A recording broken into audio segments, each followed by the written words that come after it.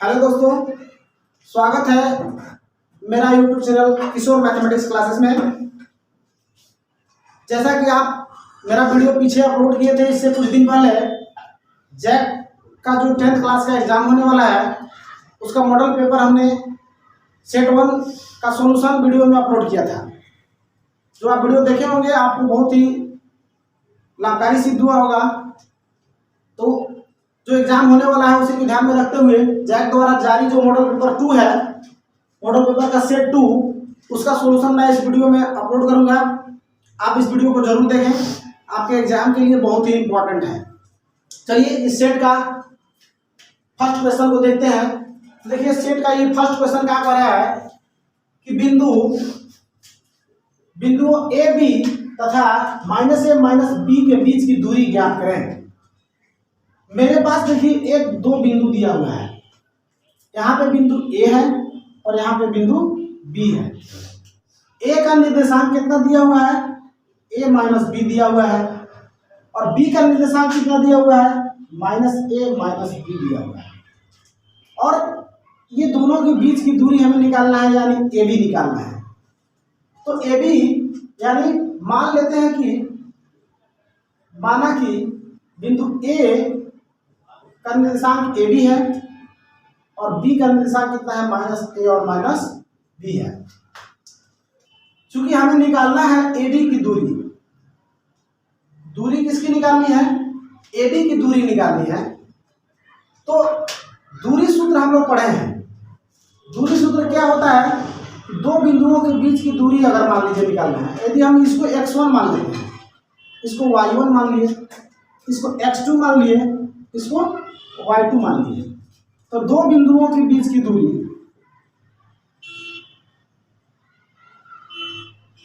दो बिंदुओं के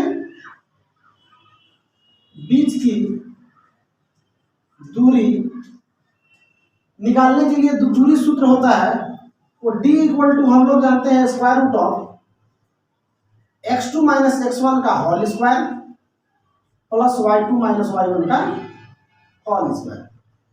ये फॉर्मूला हम लोग पिछले वीडियो में भी हमने बताया है और वीडियो बुक में भी आप लोग जो एक्सरसाइज है उसमें भी आप लोग पढ़े होंगे, किताब है।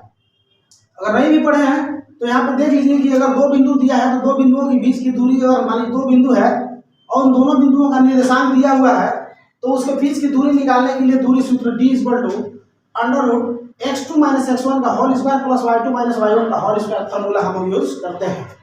तो चलिए इसमें मेरा क्या है, इसमें मेरा देखिए x1 का वैल्यू कितना है a, y1 का वैल्यू कितना है b, x2 का वैल्यू कितना है -a और y2 का वैल्यू कितना है -b।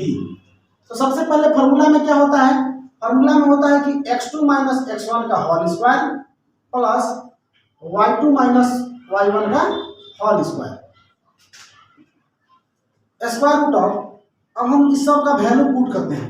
x2 का वैल्यू कितना है, -a है, माइनस फॉर्मूला में होता है x1 का वैल्यू कितना है, a है का होल स्क्वायर प्लस यहाँ पे y2 का वैल्यू कितना है, -b है, माइनस फॉर्मूला से होता है, और y1 का वैल्यू कितना है, b है का होल स्क्वायर।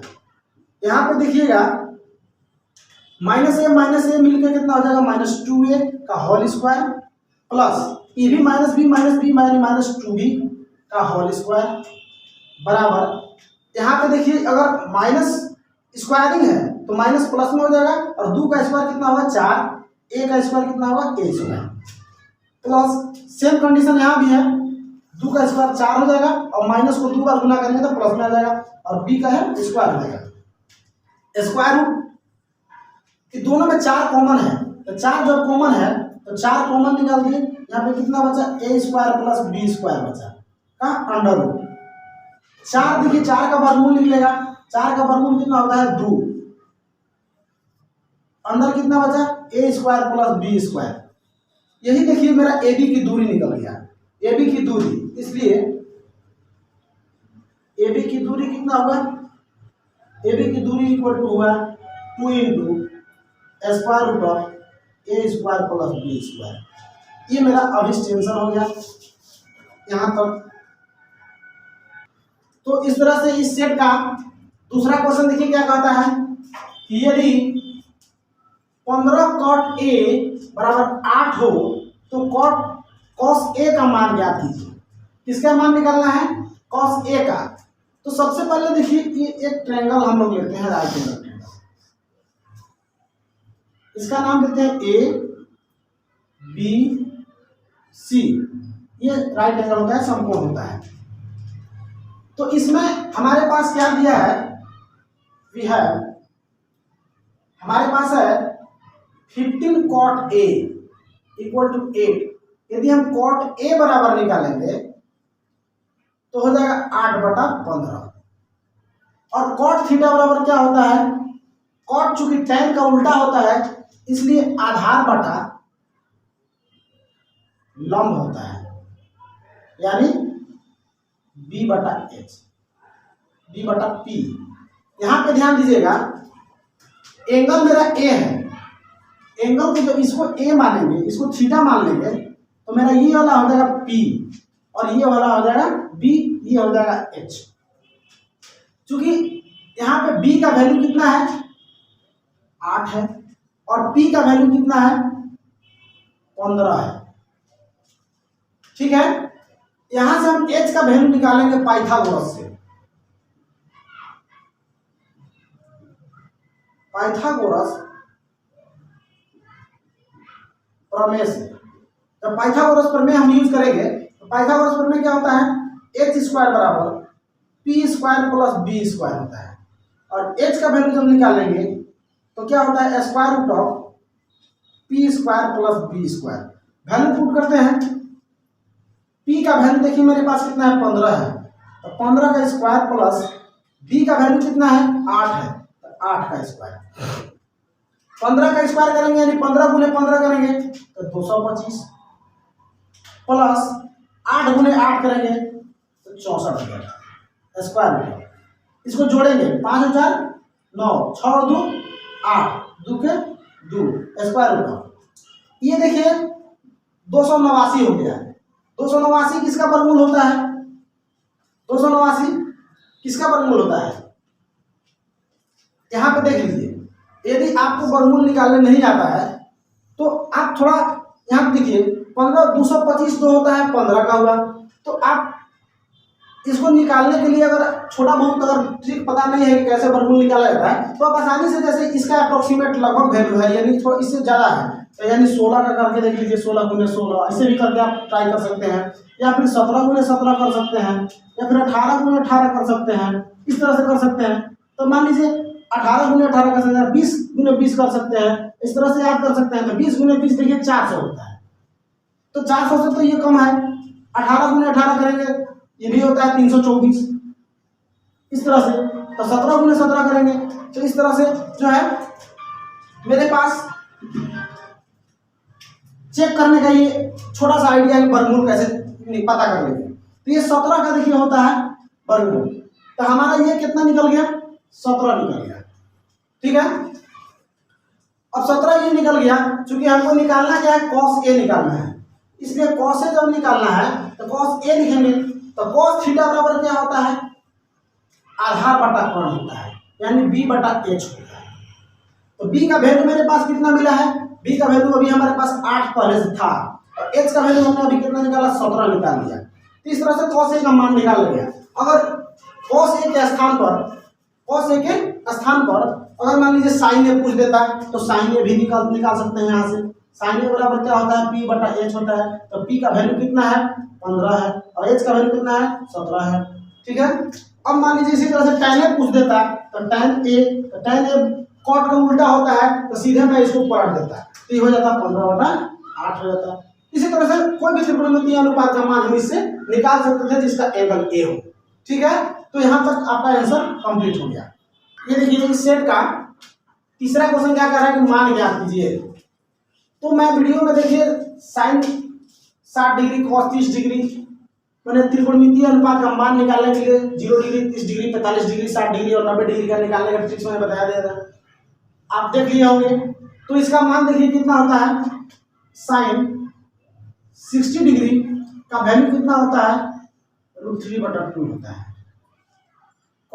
डिग्री का वैल्यू कितना होता है, √3/2 होता है। sin 30 का वैल्यू कितना होता है, 1/2 होता है। और cos 60 का वैल्यू होता है 1/2 होता है। सबका मान ये देखिए यहाँ से हम उठा के इसमें रखते हैं। sin 60 का वैल्यू कितना होता है, √3/2 इंटू में है cos 30 का वैल्यू कितना होता है, √3/2 होता है, प्लस sin 30 का वैल्यू 1/2 है, इंटू है cos 60 का वैल्यू 1/2 है। √3 ऊपर मल्टीप्लाई कीजिएगा 3 हो जाएगा, नीचे 2 से 4 हो गया। यहाँ भी प्लस ऊपर 1 से मल्टीप्लाई करेंगे 1 और 2 गुना के 4 हो गया।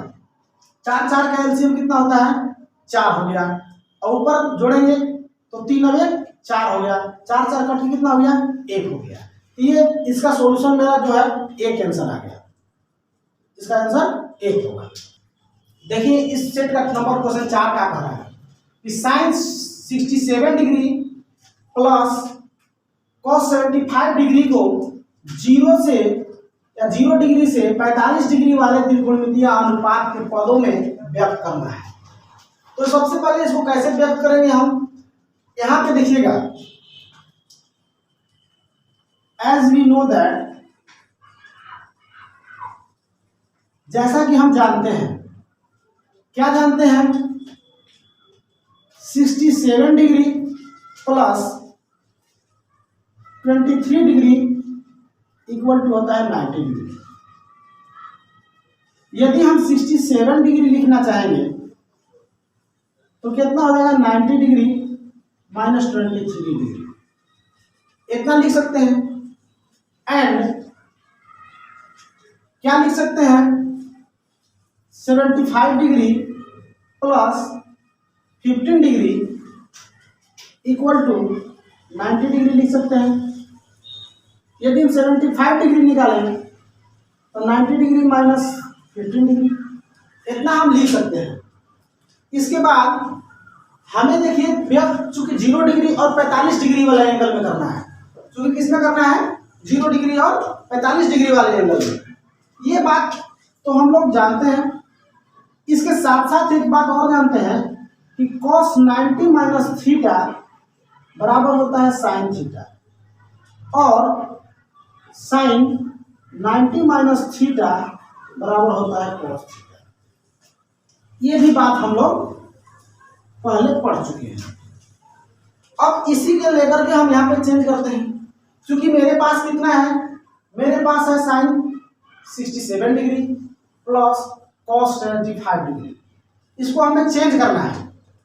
क्या मैं इसको लिख सकता हूँ, इसको कितना लिख सकता हूँ, यदि मुझे इसको चेंज करना हो तो हम कितना लिख सकते हैं, इसको हम लिख सकते हैं sin 90 degree minus 23 degree. 67 degree के स्थान पर हम कितना लिख सकते हैं, कितना लिख सकते हैं, 67 डिग्री के स्थान पे 90 डिग्री माइनस 23 डिग्री लिख सकते हैं। तो यहाँ पे हमने लिख दिया है। प्लस इसमें भी देखिएगा cos 75 डिग्री के स्थान पर कितना लिख सकते हैं, 90 डिग्री माइनस 15 डिग्री लिख सकते हैं। अब देखिए, अभी मैं ये फार्मूला बताया हूँ, cos 90 माइनस थीटा बराबर sin थीटा और sin 90 माइनस थीटा बराबर cos थीटा। तो यहाँ पे देखिएगा sin 90 माइनस थीटा बराबर यहाँ पे कितना हो जाएगा, cos थीटा, तो cos 23 डिग्री हो जाएगा। प्लस साइन है यहाँ पे cos 90 माइनस थीटा, यहाँ ये फार्मूला अप्लाई करेंगे तो ये हो जाएगा sin थीटा, यानी sin 15 डिग्री हो जाएगा। अब ये एंगल दोनों देखिए 23 डिग्री और 15 डिग्री, ये 0 डिग्री और 45 डिग्री के रेंज में आया है, इसीलिए ये मेरा क्या है, फाइनल आंसर है। क्वेश्चन मेरा यही कर रहा था कि 0 डिग्री से 45 डिग्री वाले त्रिकोणमितीय अनुपात के पदों में व्यक्त करना है। तो ये देखिए 0 डिग्री से 45 डिग्री के, माने 45 डिग्री के अंदर है ये मेरा क्या हो गया, अभिष्ट आंसर हो गया। इसके अनुसार जिस तरह का जो भी क्वेश्चन होगा उसका सोल्यूशन ऐसे ही करेगा। तो इस क्वेश्चन का देखिए, इस सेट का जो है नंबर क्वेश्चन 5 क्या कहता है। सेट का अगला क्वेश्चन नंबर 5 जो है ये कह रहा है कि एक शंकु की तिर्यक ऊंचाई 16 सेंटीमीटर है और आधार की त्रिज्या 14 सेंटीमीटर है। इस शंकु का वक्र पृष्ठीय क्षेत्रफल ज्ञात कीजिए। सबसे पहले इस क्वेश्चन को हम लोग फिगर से समझते हैं। शंकु देखिए इस प्रकार का होता है,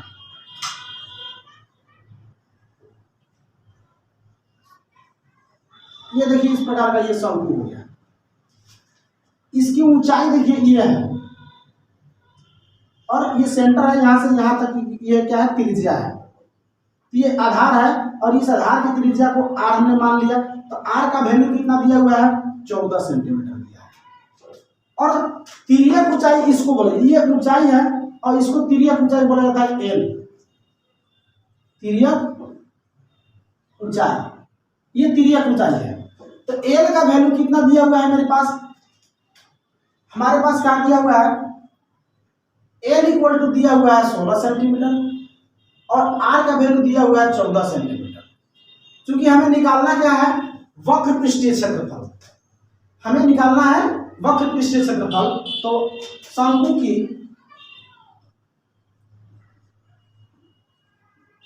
वक्र पृष्ठीय क्षेत्रफल इक्वल टू फॉर्मूला होता है पाई आर एल, जिसमें सभी का वैल्यू हमको पता है, सभी का वैल्यू हमें पता है। पाई का वैल्यू हम लोग कितना लेते हैं, तो पाई का वैल्यू हम लोग लेंगे 22/7, 22/7 लेंगे। ठीक है, जब तक से कोई भी क्वेश्चन में यदि बोला नहीं जाए कि पाई का वैल्यू 3 इसका पाई का एक और वैल्यू होता है 3.14 होता है, लेकिन ये वैल्यू तब तक हम लोग यूज नहीं करेंगे जब तक क्वेश्चन में यह बोला ना जाए। तो अभी पाई का वैल्यू हम लोग कितना यूज करेंगे, 22/7, 22/7 लिख लिए। आर का वैल्यू कितना है, 14 सेंटीमीटर लिख लिए। एल का वैल्यू कितना है, 16 सेंटीमीटर। इससे इसको काटेंगे तो 7 गुना के 14, अब 14 हो गया 2, अब 2 से इससे गुना करेंगे तो कितना होगा, 2 गुना के 4 और 2 गुना के 4 यानी 22 गुना के 44 हो गया। 16 से इसको मल्टीप्लाई कर देंगे, 16 चौके कितना होता है 64, फिर 16 चौके 64, हासिल कितना हुआ 6, कितना हो गया टोटल 70 इतना। अब चूंकि क्षेत्रफल निकाले हैं इसलिए सेंटीमीटर में है तो सेंटीमीटर का स्क्वायर कर देंगे। ये मेरा क्या हुआ, शंकु का वक्र पृष्ठीय क्षेत्रफल हुआ। This is your answer. देखिए इस सेट का अगला क्वेश्चन क्या कर रहा है, नंबर क्वेश्चन 6, x माइनस ए एक्स और x प्लस ए का माध्य ज्ञात करें।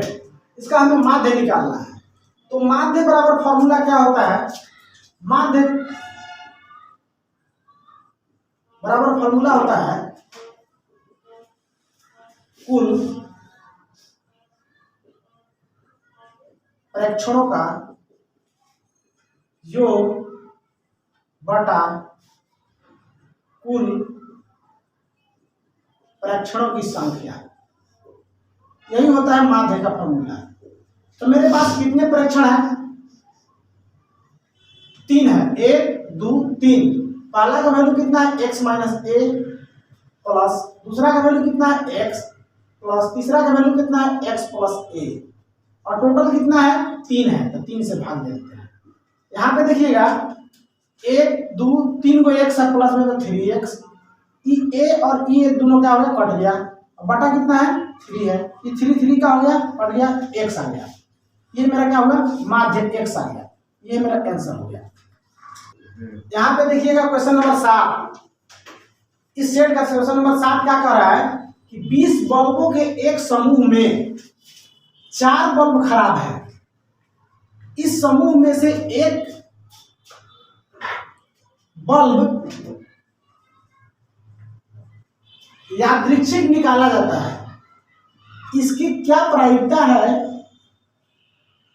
इसकी क्या प्रायिकता है कि यह बल्ब, पहला में कह रहा है कि खराब है और दूसरा क्वेश्चन पूछ रहा है खराब नहीं है। तो मेरे पास कुल बल्ब की संख्या कितनी है, कुल बल्ब की संख्या मेरे पास 20 है। कुल बल्बों की संख्या मेरे पास कितना है, 20 है।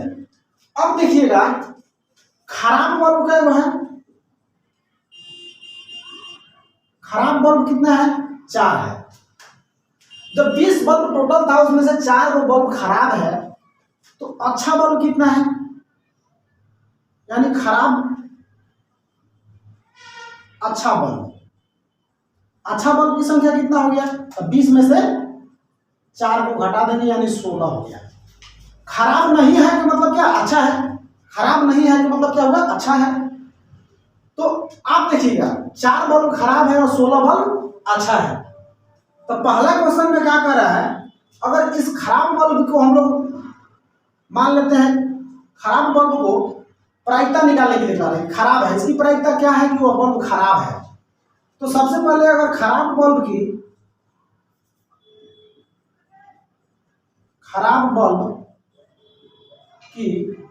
घटना को अगर हम लोग ई मान लेते हैं तो नंबर ऑफ ई कितना हो जाएगा 4, और टोटल मेरे पास कितना है 20। तो प्रायिकता ऑफ ई निकालेंगे तो कितना होगा, तो 4/20, 4 × 20 यानी 1/5, 1/ कितना हुआ 5। खराब बल्ब की प्रायिकता कितना हुआ 1/5 हो गया। उसी प्रकार से दूसरा, अगर खराब नहीं है, खराब नहीं है बल्ब की घटना को हम लोग अगर एफ मान लेते हैं तो नंबर ऑफ एफ कितना है 16। तो प्रायिकता अगर एफ निकालना होगा तो कितना करेंगे, 16 बटा टोटल कितना है नीचे 20, 4 चौके 16 और 4 × 20 यानी 4/5। जो बल्ब खराब नहीं है यानी वो अच्छा बल्ब है, तो खराब नहीं बल्ब की प्रायिकता 4/5 और खराब बल्ब की प्रायिकता 1/5 है। ठीक है, तो ये क्वेश्चन के अनुसार ये मेरा आंसर हो गया। क्वेश्चन नंबर 8, क्वेश्चन नंबर 8 क्या कर रहा है कि उस बिंदु का निर्देशांक ज्ञात कीजिए, बिंदुओं 4 इतना यानी 4 - 3 और 8 - 5 को जोड़ने वाले रेखाखंड को आंतरिक रूप से 3:1 के अनुपात में विभाजित करता है। सबसे पहले देखिए क्या कर रहा है, ये मान लीजिए बिंदु है ए और ये मान लीजिए बिंदु है बी। ए का निर्देशांक कितना दिया हुआ है 4 - 3, बी का निर्देशांक कितना दिया हुआ है 8 - 5। यहाँ पे एक बिंदु है जिसका नाम है P, इसका निर्देशांक है XY और इसको विभाजित कितना में करता है 3:1 में, यानी ई वाला हो गया M1 का वैल्यू, ई वाला हो गया M2 का वैल्यू, ई वाला हो गया X1 का वैल्यू, ई वाला हो गया Y1 का वैल्यू, और ये कितना हुआ X2 और ये हुआ Y2। तो एक देखिएगा जो M/N यानी M1 और M2 अनुपात में अगर कोई बिंदु अगर एक रेखाखंड को विभाजित करता है तो उसके लिए हम इस P बिंदु का निर्देशांक का फॉर्मूला जानते हैं कि x = M2x1 + M1x2 बटा M1 + M2 और y बराबर M2y1 + M1x2 y2 बटा M1 + M2। चलिए अब इसका मान हम लोग पुट करते हैं। नाउ अगर हम P का निर्देशांक x बराबर निकालें M2 का वैल्यू कितना है 1, तो 1 × कितना करेंगे 4, यहाँ पे 4 हो गया, प्लस का साइन है M1x2 का वैल्यू कितना है 8 और 3 कितना हुआ 24 बटा M1 + M2, 3 और 1 जोड़ेंगे तो कितना होगा 4 हो गया, 24 और 4 कितना हुआ 28 और नीचे कितना है 4, 4 × 7 28 यानी x का वैल्यू कितना आ गया 7। अब y में चलते हैं तो y में चलेंगे तो y = कितना है M2y1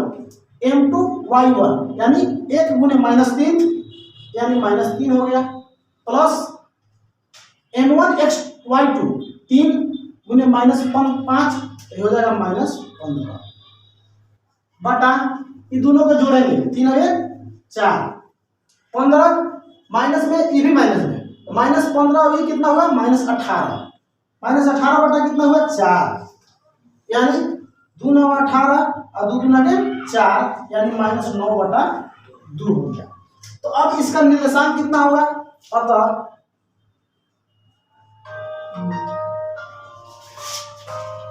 बिंदु P का निर्देशांक कितना हो गया 7,-9/2।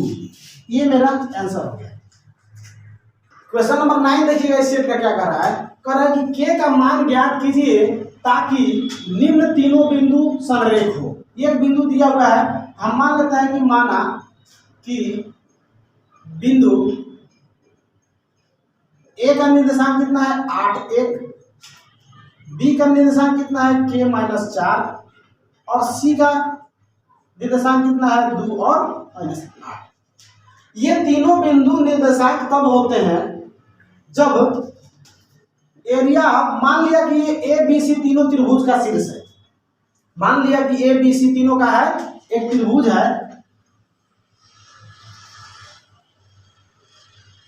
एक त्रिभुज है ए बी सी और ये ए बी सी तीन बिंदु का निर्देशांक दिया हुआ है।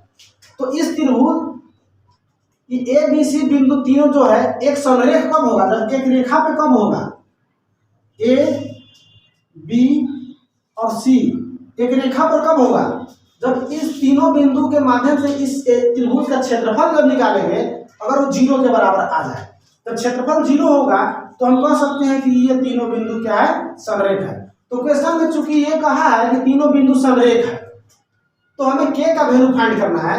तो चूंकि area of triangle A B C का फॉर्मूला कितना होगा, फॉर्मूला होता है 1/2 x1 लेंगे तो y2 - y1 और सॉरी y2 - y3 प्लस अगर x2 लेंगे तो y3 - y1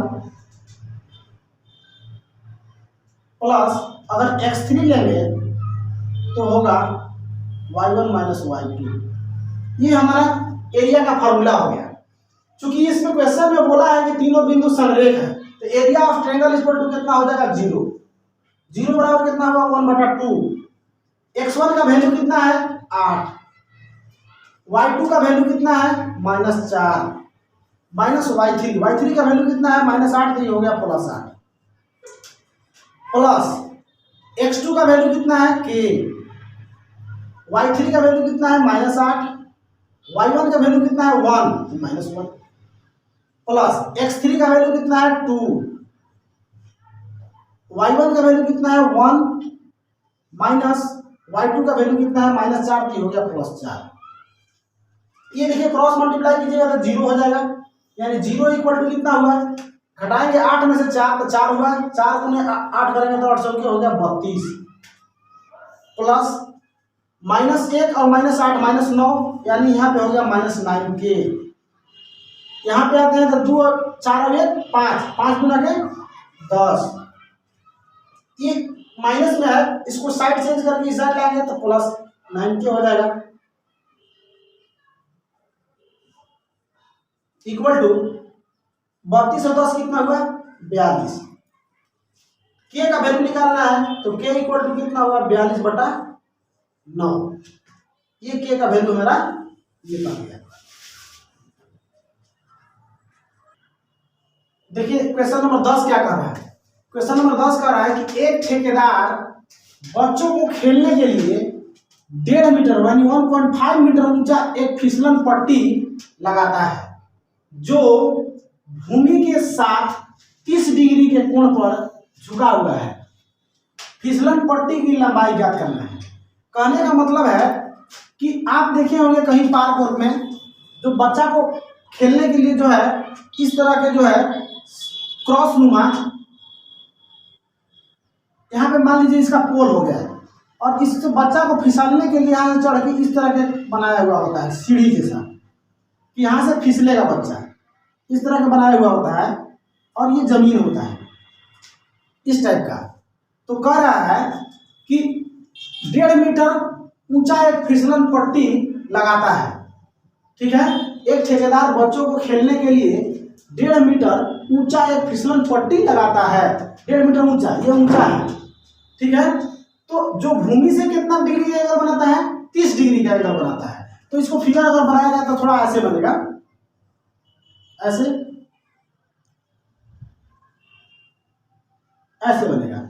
यहाँ पे एंगल कितना डिग्री का बनता है, 30 डिग्री का बनता है। तो चूंकि ये पोल जो है जमीन पे परपेंडिकुलर होता है, इसलिए ई वाला हुआ P और ये हुआ बेस B और ये हुआ H। तो ये राइट एंगल ट्रायंगल का रूप ले लिया। अब कह रहा है कि P का वैल्यू कितना दिया हुआ है, 1.5 मीटर दिया हुआ है, 1.5 मीटर दिया हुआ है। तो हमें इसकी लंबाई निकालना है, ये फिसलन पट्टी कितना लंबा है, ठीक है, यानी H का वैल्यू निकालना है। तो त्रिकोणमितीय अनुपात में कौन सा ऐसा त्रिकोणमितीय अनुपात है जिसका रिलेशन कर्ण और लंब का दोनों का रिलेशन है, ये लंब का और कर्ण का रिलेशन होता है। तो हम पढ़े हैं कि साइन थीटा इक्वल टू लंब बटा कर्ण होता है, यानी P बटा H होता है। तो यहाँ पे थीटा का वैल्यू देखिए कितना दिया हुआ है, 30 डिग्री दिया हुआ है। तो साइन 30 हो गया बराबर लंब का वैल्यू कितना दिया है, 1.5 दिया है मीटर, और इसका वैल्यू हमें निकालना है। तो H का वैल्यू हमको पता नहीं है। साइन 30 का वैल्यू कितना होता है, 1/2 होता है, और 1.5 बटा H हुआ। अगर हमको H का वैल्यू निकालना है तो क्रॉस मल्टीप्लाई करेंगे, यानी H बराबर कितना हुआ, 1.5 गुने 2 बराबर 3 मीटर हो गया। कितना है, 3 मीटर। ये मेरा फिसलन पट्टी की लंबाई हुआ। अतः फिसलन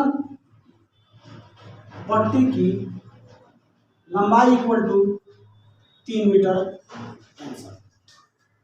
तो दोस्तों इस वीडियो में मैं सेट 2 का मॉडल पेपर सेट 2 का क्वेश्चन नंबर 10 तक सॉल्यूशन इसमें अपलोड कर रहा हूं। आप मेरे वीडियो को जरूर देखिए और एग्जाम में अच्छा कीजिए, ताकि और मेरा चैनल जो है सब्सक्राइब और लाइक जरूर कीजिए अगर मेरा वीडियो अच्छा लगे तो, ताकि मेरा भी हौसला बढ़े और अगले बार मैं इससे भी बेहतर वीडियो बनाने का प्रयास करूं।